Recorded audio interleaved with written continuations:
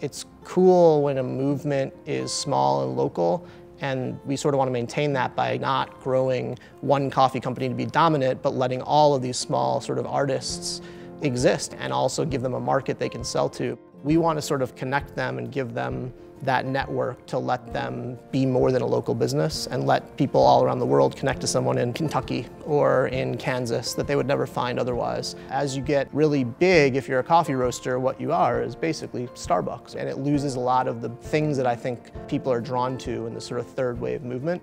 The third wave is thinking of coffee more like wine with terroir and have interesting characteristics that wouldn't have been appreciated in the past.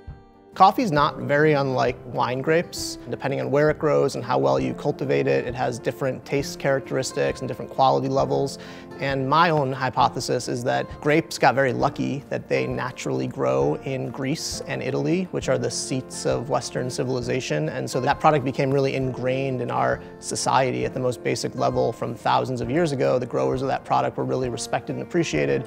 Coffee is very unlucky in that it grows in a very thin band around the equator, which is also a band where people have always been more or less poor and subjugated by the sort of Western civilization. And so coffee growers became these sort of growers of this commodity product that wasn't respected, and they weren't treated like a grower of wine grapes in Rome.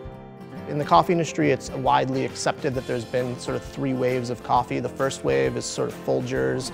Honey, this Folgers coffee is great. Want another cup? You bet.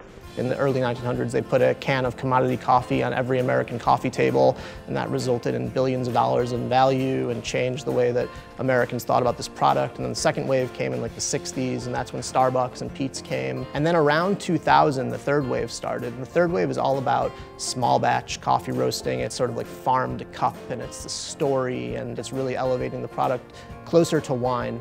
And we think that wave is going to be led by micro roasters, and that experience doesn't really scale. And so hundreds and hundreds of micro roasters are going to pop up all over the country, and that's already happening. They're coming around so fast we can hardly keep up with them. They're local businesses, they're artisans, they're really closer to artists. And so we think that by building a mainstream market, everyone in the sort of supply chain really does benefit, and that's an important part of what we believe in as a company.